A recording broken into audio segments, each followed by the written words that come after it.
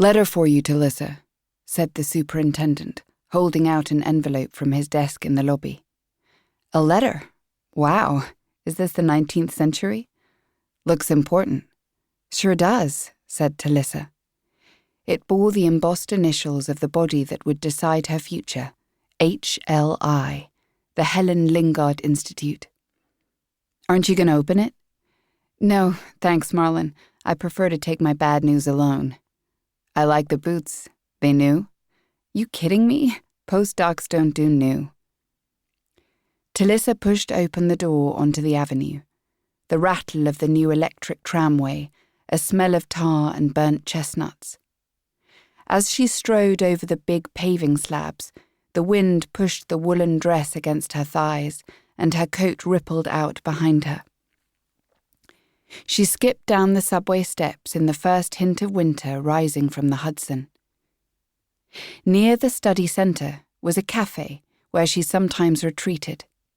She ordered more than she could afford: plum compote with yogurt, poached egg, and a pot of dark roast Colombian.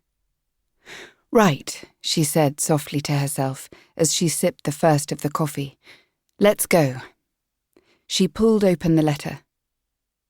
"Dear Talissa Adam, postdoctoral research position.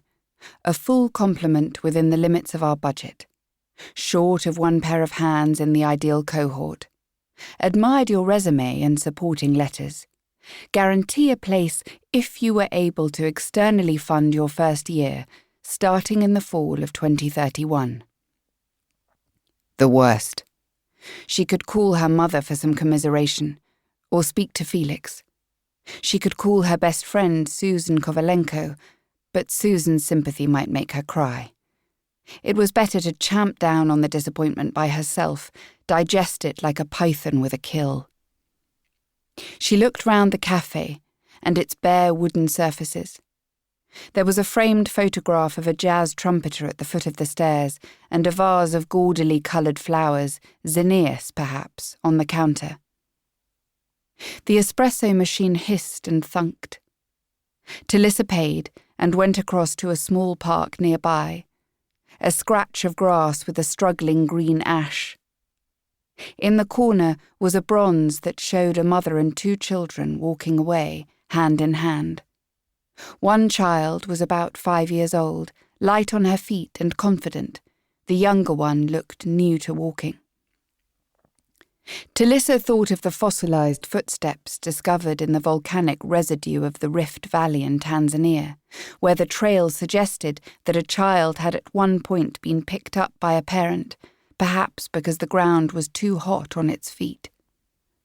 A plaque said the bronze was a memorial to a steamboat accident long ago, but to Talissa the figures looked like any group of hominins.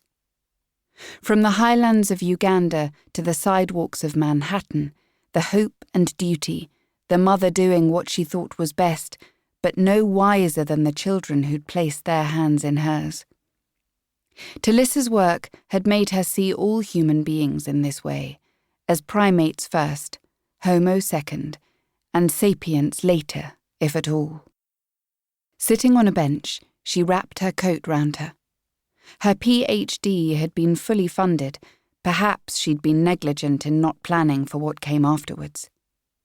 Having been awarded her doctorate, she needed to move on. Her university offered only a long grind towards a tenure that she might in any case not want.